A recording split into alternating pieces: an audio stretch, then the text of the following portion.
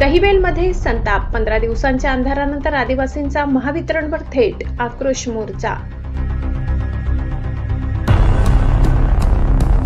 गेल्या 15 दिवसांपासून नदी पलीकडील आदिवासी वस्त्यांचा वीज पुरवठा पूर्णपणे खंडित असल्याने संतप्त ग्रामस्थांनी रात्री 9 वाजता महावितरण कार्यालयावर आक्रोश महामोर्चा काढण्याचा निर्णय घेतलाय. सिंगल फेज वीजही गायब झाल्याने घरात अंधार पसरला असून पिण्याच्या पाण्याचा प्रश्न आणि विद्यार्थ्यांचे शैक्षणिक नुकसान होत आहे. त्यातच पावसाळ्याच्या दिवसात सर्पविंचवांच्या दहशतीखाली नागरिकांना जीव मुठीत धरून राहावे लागत आहे. वारंवार तक्रारी करूनही प्रशासनाने दुर्लक्ष केले. आता वीज नसल्यामुळे कोणतीही जीवितहानी झाल्यास संबंधित महावितरण अधिकाऱ्यांवर थेट मनुष्यवधाचा गुन्हा दाखल करू असा आक्रमक इशारा वस्तीतील महिलांनी दिला आहे. या तीव्र आंदोलनानंतर तरी महावितरणला जाग येणार का याकडे संपूर्ण परिसराचे लक्ष लागले. Bureau report Sakri. सहसंपादक अनिल बोराडे.